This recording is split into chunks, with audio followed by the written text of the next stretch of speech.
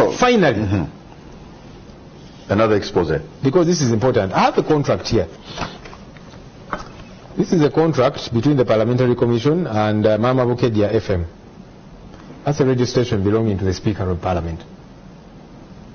This is a contract apparently to advertise parliament-related work worth 3.13 billion shillings.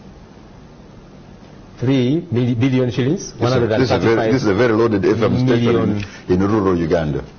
So this contract here worth 3.13 billion shillings. I am saying, how did the Speaker's radio station get a contract? When I raised this issue on some platform, a media house, the spokesperson of Parliament did say, but you see, Honorable Ssenyonyi, that money is not given at once. It's given in installments. I said, that's not my query. I said, number one, it's good you've actually admitted that this is not a forgery, because some people are saying these are forgeries. But I said, number two, my query is where procurement regulations followed. What work exactly is this registration doing on behalf of Parliament of Uganda, that it will be given 3.1 billion shillings? Media houses like NTV and others report about Parliament. Sometimes you people even cover us live. How much are you paid? No, the news is free. That's the point. In fact, you people who have an even wider coverage, it would be a bit justifiable if you were being paid some money. But now this one that is in one particular area, region, 3.1 billion. And that's not the worst part of it. The people who signed as managers on this contract, managers of the radio station, are staff in the office of the Speaker. I know them. These ones that signed as managers at the radio station, they are staff in the office of the Speaker of Parliament. How do you explain that?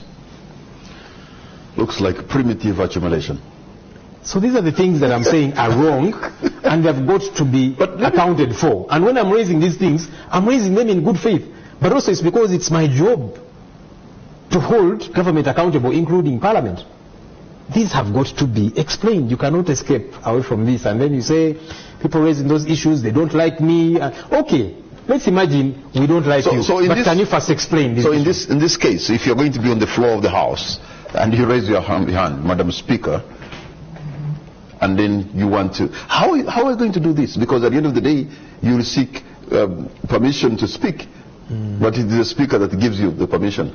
And at the end, and I've also seen, an environment of intimidation in that House.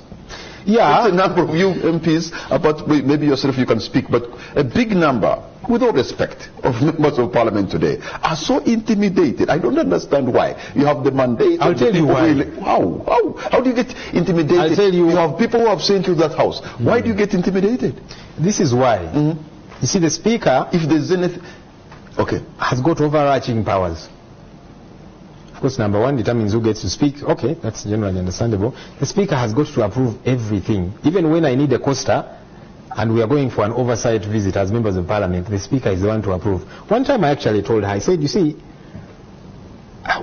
this institution needs to offload some work from me, because you need time to think strategically for the institution.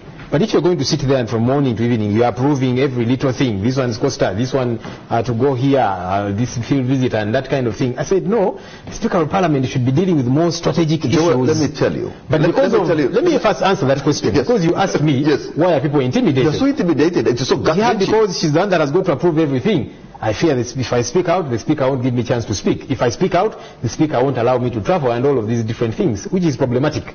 But again, if speaking out will cost you a trip, speak out, because that's your job. Joel, let me tell you one thing. As a voter, if there's anything that is gut-wrenching in that House, is to find men and women who are so intimidated that they cannot even speak their mind because of some small things like trip. Which is sad. Really? It is problematic. No, you guys know. And you shouldn't be better than that. You're right. We need to be better, because we are expected to do this job. And by the way, you were talking about numbers and so on. This is not about the LOP. This is not about the opposition. It's a concern of everybody. My maiden speech as the leader of the opposition in Parliament, I said, look, my role is to keep the government in check. So I'm going to push back against corruption. I'm going to push back against poor service delivery. I'm going to push back against human rights violations and other issues. And I told colleagues, I said, look, these issues are of concern to all of us in this house, not just the opposition. Even you who belong to the NRM, when money is stolen, it is your voters who will go to a hospital and there is no medicine. It should be of concern to you. Why should it be a concern of just the opposition that money is being wasted like this? It should be a concern of all right-thinking leaders in this country. And that's why we want accountability, we want proper thorough audits, we want action. So